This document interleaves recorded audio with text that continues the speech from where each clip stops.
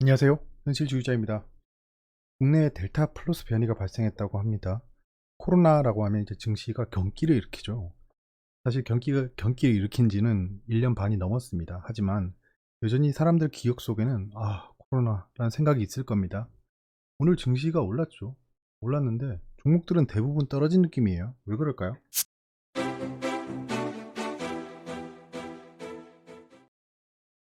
자, 외신입니다. 리턴 오브 마스크 맨데이트라고 합니다. 이제 마스크를 다시 쓰라는 지침이 계속 생기고 있다는 얘기입니다. 코비드 19이 확산됨에 따라서 영국이라든가 미국 마스크를 싫어하는 나라들이 있습니다. 그런 나라들이 좀 약간 강제하고 있다라는 소식이 들리고 있습니다. 야, 코로나가 확산돼서 지금 되게 위험한가 보다라고 생각할 수도 있겠지만, 이제 곧 코로나 확산이 잡히겠구나 라는 것도 추정해 볼 수 있다는 겁니다. 차이니즈 중국의 게이밍 스탁, 게임주가 텀블 폭락했다라는 겁니다. 오피움이라고 하면 마약입니다. 마약, 아편이죠. 아편이라는 단어를 쓰면서 비판을 했다라는 겁니다. 미디어가 비판을 했다라는 건데요. 중국은 우리도 막 IMF 이러면 막 사람들 학을 떼잖아요. 우리나라만의 좀 네거티브한 단어입니다. 중국도 아편이라고 하면 굉장히 경기를 일으키겠죠. 그 대단한 중화민국께서 대패한 전쟁이죠. 예, 아편 전쟁. 그런 얘기를 하고 있습니다. 언론에서. 그래서 지금 게임주, 보면 텐센트라던가 그 관련주들이 폭락하고 있습니다. 중국은 그거 외에도 분위기가 안 좋죠. 예, 규제가 좀 강화되고 있고 미국이랑 신경전도 하고 있고 그 외에도 다른 뉴스도 있어요. 그 뒤에서 보시고요. 자, 스탁이 높게 열렸다. 지금 스탁이 떨어질 만한 이유는 없습니다. 코로나 확산이 어쩌고 저쩌고는 절대 떨어지지 않습니다. 그만큼 사람들이 바보가 아니에요. 코로나로 한번 울고 먹었으면 됐지 사람들이 다시 속질 않는다는 겁니다. 똑같은 악재에 당할 만큼 바보는 없다. 현재는 사노피가 베팅했답니다. mRNA 스페셜리스트를 베팅했다라는 건데요. 사노피가 트랜슬레이트 바이오라고 업체를 샀다는 겁니다. 얼마에? 3.2조. 약 얼마야? 3.5 정도 되겠다. 그 정도 규모에 샀답니다. 기업은. 싼 기업은 아니죠. 그만큼 사노피는 돈이 많은 기업이죠.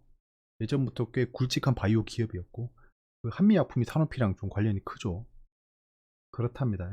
mRNA가 좀 미래에 촉망받은 기술로 판단했다는 겁니다. 사노피가. 그러면 우리나라의 mRNA 종목들도 좀 봐야겠죠. 분명히 분위기 탈 겁니다. 이러면. 오일이 바운스하고 있다. 이거는 어제 말씀드렸다시피 지금 원유 가격은 기술적 분석으로 데드캣 바운스 하락, 데드캣 바운스 하락, 약간 이렇게 횡보구간에 들어갔다라고 보여집니다. 그래서 API, 자 저장량을 재고량을 기다리고 있다라는 거죠. 내신입니다. 국내에서 델타 플러스 변이입니다. 델타 변이가 아니고 델타 플러스 변이가 두 건이나 첫 확인이 됐답니다. 당국은 델타 변이와 차이가 확인 안 된다. 의미 없는 얘기고요. 델타 플러스라고 했는데 차이가 있느니 없느니 이런 건 판단할 게 아니죠. 일단은 발견됐다라는 겁니다. 8만 전자 12만 닉스 복귀했다. 외국인 매도도 스톱했다라는 건데요. 이 집 나간 며느리가 돌아왔네요. 다시 내일 갈 수도 있습니다. 의미 없는 매동일 수도 있어요. 단기 트레이딩을 위해 들어온 시타델 같은 증권사일 수도 있습니다. 경계해야 되고요. 최근에 급등하는 종목들 보면 그 UBS, 메럴린치 이런 애들이 드디어 보이기 시작했습니다. 메럴린치는 이제 초단타 그 투자를 감행하는 그 시타델이라는 업체가 있습니다. 걔들이 이용하는 창구입니다. 메럴린치가 떴다는 좀 약간 다른 얘기고요. 돌아온 외국인 코스피 0.44% 올라 삼성전자 등 반도체주가 껑충했다. 예. 삼성전자 등 반도체주만 껑충했죠. 그 뒤에서 보시고요. 코스피 지쳤나? 7월 일평균 거래대금이 1월에 반토막이다. 1월이랑 비교하면 안 되겠죠. 확실히 상승할 때는 거래량이 올라가고 하락할 때는 거래량이 줍니다. 그만큼 사는 사람이 줄어들었다는 거겠죠. 파는 사람은 늘 일정한데 사는 사람이 줄어들었다는 겁니다. 하지만 투자자 예탁금, 증시 주변 자금은 아직도 강건하기 때문에 언제든지 불이 붙을 수 있다. 근데 그 불 붙을 만한 명분이 없다 이겁니다. 명분이 있어야지 간다는 건데 명분이 없다 이제. 내용 보면 또 약간 소설닷컴에 또 접속하고 있죠. 직장인 이모 씨는 나이 40. 요즘 머릿속이 복잡하다. 예, 머릿속에 들어가 봤나 봐요. 최근 주가 흐름이 안 좋다 보니 여윳돈 900만 원을 주식에 넣을지 판단이 서지 않아서다. 앞서 삼성전자, 카카오 등 주식에 투자한 돈을 빼야 할지도 고민이다. 이 씨는 보유 중인 주식을 손실을 보며 팔자니 아깝고 주식에 추가로 투자하자니 돈이 장기간 묶일까봐 걱정이다. 이게 예 약간 양립하고 있죠. 이게 아수라백작 같은 얘기입니다. 돈이 장기간 묶일까봐 걱정이라는 건 떨어진다는 얘기죠. 떨어진다고 생각하고 있는데 팔자니 아깝답니다. 이런 말도 안 되는 로직을 써놓네요. 기자분께서 소설을 그냥 장황하게 써놓네요. 바이 아메리칸 맞서는 바이 차이니즈. 약간 대립각이 보이죠. 미중 무역 분쟁이 왠지 자꾸 보입니다. 좀 골 때려요. 자, 오늘 경제 지표는 없습니다. 내일 뭐 PMI, 복합 구매자 관리 지수, 서비스 구매 관리자 지수 뭐 이런 것들이 발표됩니다. 가장 지켜봐야 될 거는 원유 재고겠죠, 지금.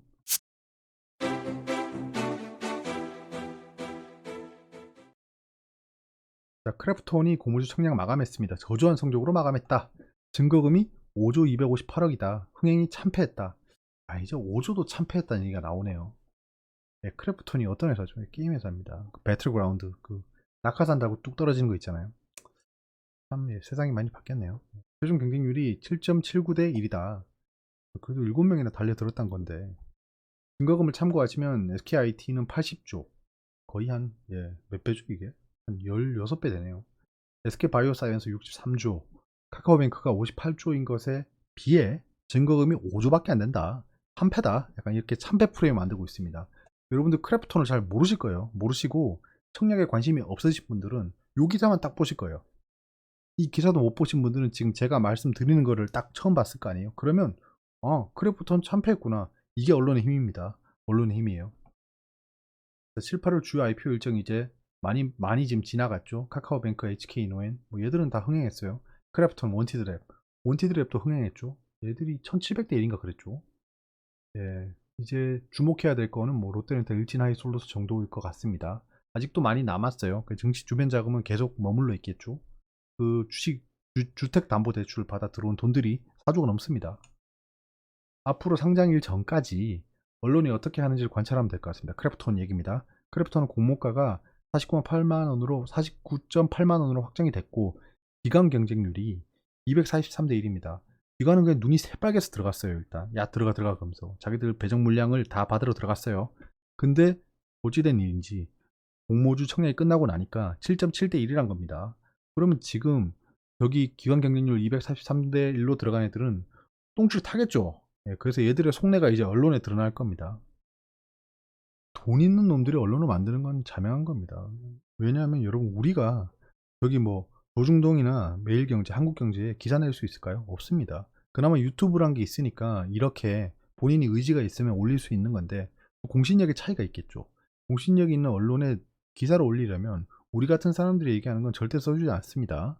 그렇죠? 그러면 반대로 생각해 보면 언론에 올리는 애들은 결국엔 영향력이 있는 애들, 돈이 있는 애들이겠죠. 언론은 광고로 돈을 벌어 먹고 삽니다. 광고는 누가 주죠? 돈 있는 애들이 주죠. 그럼 돈 있는 애들이 언론을 돌리고 있다. 돈이 있거나 아니면 이해 타산이 있거나 그게 뭐 권력자들이겠죠. 그러니까 언론은 결국 우리 같은 사람들이 아니라 돈 있는 놈들이 만든다라는 거는 자명한 사실이고 너도 인정하고 나도 인정하고 다 인정합니다. 자, 폭락시킬 분위기면 상장일 이후에 하락시 관찰하면 되겠죠. 상장하고 뭐 일단 뭐 따상은 가겠죠. 따상 간 다음에 하락하면 좀 지켜보는 거예요. 바닥 잡는 것을 확인하고 분할 매수 전략을 취하면 될 것 같습니다. 크래프톤에 관심이 있으시면요. 상장 당일에 달라붙으면 방향을 예상할 수가 없잖아요, 지금. 그러면 예전 사례를 보시죠. 최근에 핫했던 것들입니다. SK바이오사이언스 보시면 상장하고 쭉 올라요. 우와, 그냥 살아있네 라고 했는데 이 최고점, 최고점 찍어보죠. 여기 최고점 찍고 쭉 떨어집니다. 그 다음에 바닥 찍고 이게 딱 흐름이 보이죠. 근데 이거를 체크할 수 있는 포인트가 있습니다. 좀 보시고 SK바이오팜도 쭉 올랐다가 이렇게 되면 안 되지. 쭉 올랐다가 하락을 해요. 하락을 하다가 지금 약간 쌍바닥 잡고 있습니다. 제가 이제 슬슬 들어가기 시작했죠. 제가 여기 잘랐어요. 여기 잘랐다가 들어가고 있습니다. SK바이오팜은 좀 사뭇 다르죠. 자, 카카오게임 색깔도 좀 다르게 했어요. 카카오게임 진짜 올랐다가 그냥 떨어지고 계속 바닥권에서 맴돌다가 지금 슈팅 좋습니다. 결국 이렇게 올라갈 애였어요. 근데 이런 흐름을 만들었다는 겁니다. 돈 있는 애들이. 자, 하이브, 빅히트죠. 빅히트도 그냥 이렇게 떨어졌다가 쭉 올라가고 있죠. 자, 이런 흐름을 보면 여러분들 언론에 기억나시나요? 카카오게임 좀 너무 막 고평가다. 하이브 그냥 무슨 뭐 BTS만으로 뭐 어쩌고 저쩌고 사실 하이브의 모멘텀은 그게 아닙니다. BTS 어쩌고 하면서 막 BTS 하나만 BTS 군대 가면 어떡할 건데 이런 기사만 즐비하면서 거의 바닥을 쳤어요. 바닥을 쳤다가 그냥 쭉 올라가 버리고 있죠. SK 바이오사이언스도 뭡니까? SK 바이오팜 뭐 후광으로 너무 막 증거금이 많이 몰려서 이게 과열됐다. 뭐 이런 언론들이 많아서 폭락했습니다. 폭락해도 쭉 올라가고 있죠. 지금 전고점 돌파했습니다. 얘들은 지금 전고점 돌파 또는 전고점 인근까지 왔어요. 근데 SK 바이오팜은 전고점에서 아주 멉니다. 먼데 사실 뭐 상장 당일 최저가보다는 아직 높습니다. 이런 상황이다. 그 흐름을 보면 어떤 걸로 판단할 수 있냐? 여기 있는 프로그램 매매를 보면 이게 좀 다릅니다. 네, 달라요. 프로그램 매매의 비중이 높은 애들은 올라갔습니다. 프로그램 매매 비중이 높은 애도 올라갔죠. 근데 얘는 프로그램 완전 그냥 이렇게 매도로 하락을 시키고 있습니다. 언뜻 봐도 프로그램 매도가 많죠. 그런 차이가 좀 있습니다. 그래서 멀리서 봤을 때 프로그램 매도의 프로그램 매매, 프로그램 매수 매도의 방향을 보면 얘들이 사고 있구나 팔고 있구나 정도는 감이 온다는 겁니다. 보호예수 기간에 대해서 좀 알아봐야 되고 언론 분위기를 좀 파악할 필요가 있는 것 같습니다. 막 중매사내하면서 이 종목은 굉장히 과열됐고 거품이다라는 언론이 나오면서 하락하고 있으면 약간 기회를 보면 되지 않을까 합니다. 신규 상장주에 한해서요. 같은 팩트 다른 시선을 보는 게 많습니다. 보시면 K뱅크가 출범 후에 첫 분기흑자를 기록했답니다. K뱅크 하면 바로 떠오르는 게 있죠. 가상화폐죠. 가상화폐, K뱅크, 업비트. 출범 후에 첫 분기흑자가 나왔다. 그럼 언론이 K뱅크 출범 후 첫 흑자 뒷심, 카카오뱅크를 맹추게 간다. 지금 막 증거가 58조를 기록했던 카카오뱅크를 맹추격하고 있답니다.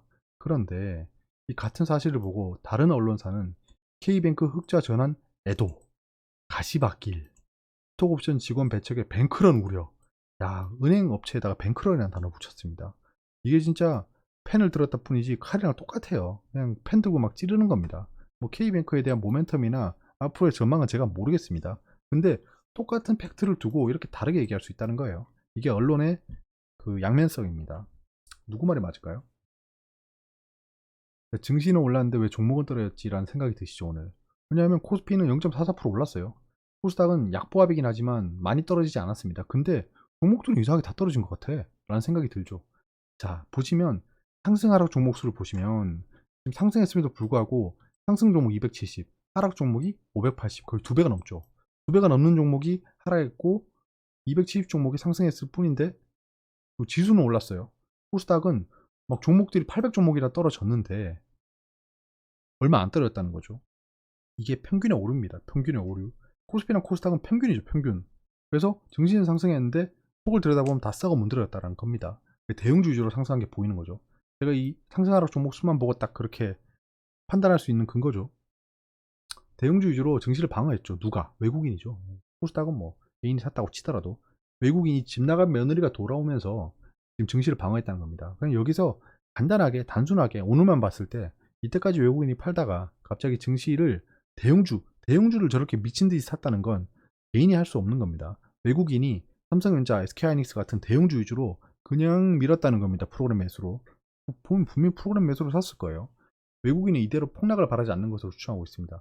뭐 우리가 알 수 없는 악재가 앞에 기다리고 있어서 사람들을 꼬시려고 하는 건지 뭐 이런 건지는 잘 모르겠지만 일단 외국인은 어떤 목적을 가졌는지는 모르겠지만 폭락을 바라지 않는 것으로 추정하고 있습니다.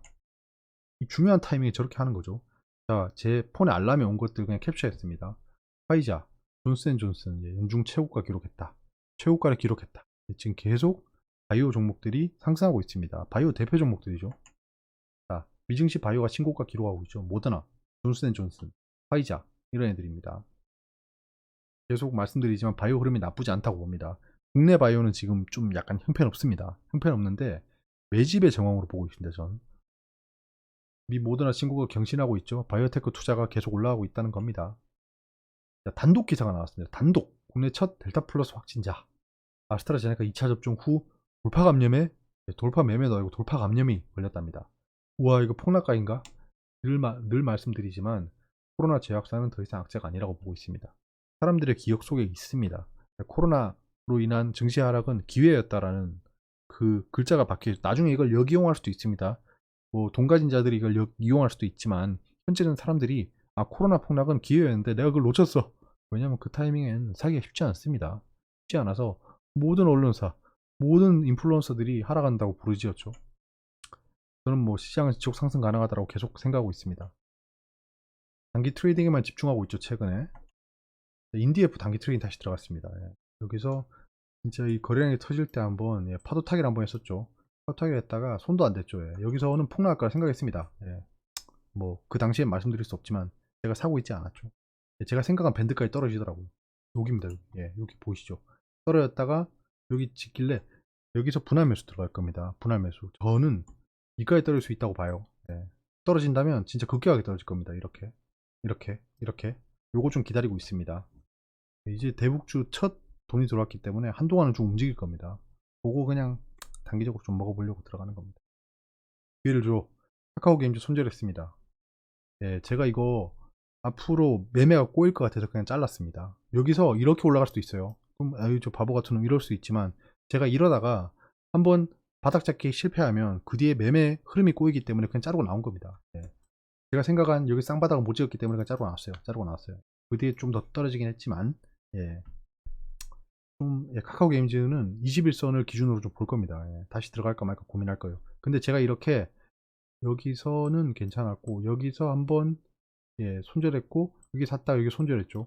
큰 손절은 아니지만 빨리 잘랐습니다. 빨리 자르고 아 그래 여기서 바닥 잡겠다 잡았는데 여기서 다시 큰 손절은 아니지만 또 잘랐죠. 이렇게 되면 제가 2번에서 3번 정도 손절했죠. 손절했기 때문에 다시 들어가면 제가 이 마인드랑 전략이 꼬입니다. 꼬이기 시작해요. 그래서 2-3번 정도 손절한 종목은 한동안 안 봅니다. 정말 좋은 제가 생각하는 위닝 스트래티지라고 하죠. 이길 수 있는 타이밍이 오지 않으면 웬만하면 들어가지 않습니다. 그 뒤에는 꼬여가지고 제가 사심이 들어갑니다. 아, 아파. 잘못했으니까 맞아야죠. 자, 미증시는 현재 상승 중입니다. 강보합은 아니고 상승 중이죠. 한국 MSCI 펀드 지수가 1% 이상 상승하고 있습니다. 한국 증시는 0.44% 올랐는데 미국의 한국 ETF는 지금 1.32% 오르고 있다는 겁니다. 왜냐하면 지금 원달러 환율도 약간 안정화되고 있거든요. 이런 이상 떨어졌죠. 이런 이상 떨어졌고 1140원대로 들어갔습니다. 그런 것들이 지금 이 ETF 영향을 주고 있는 것으로 보여집니다. 그 외에 뭐 바이오가 중심으로 올라가고 있죠. 필라델피아 반도체 지수가 크게 상승하지 못하고 있는 걸 보니 내일 삼전이 다시 막 맹렬한 상승을 좀 보이긴 좀 어려워 보입니다. 삼전 이제 7만원일 때 그렇죠. 여러분들 좋은 하루 보내시고요. 이제 증시가 좀 이번 주 초반이긴 하지만 조금 심심하실 것 같아요. 증시는 올랐다는데 내 종목은 다 떨어지고 막 이런 이상한 현상이 발생하죠. 여러분들 힘내시고요. 증시는 일일비 하는 게 아닌 것 같습니다. 항상 진득히 자신이 결정한 그 모멘텀과 숫자의 눈을 믿고 계속 지켜보는 게 샀다 팔았다 하는 것보다는 훨씬 더 결과가 좋다는 게 제가 이건 보장할 수 있을 것 같습니다. 여러분들의 안목을 믿고 솔직히 분석하고 옆집에 그냥 철수가 샀다 아니면 뭐 앞집 아저씨가 갑자기 와서 총각 셀트리온 샀냐고 이렇게 물어보는 게 아니고 자기가 판단해서 샀으면 매수 버튼을 누를 때 그 이유가 사라지지 않았다면 제가 매도할 이유는 없지 않을까요?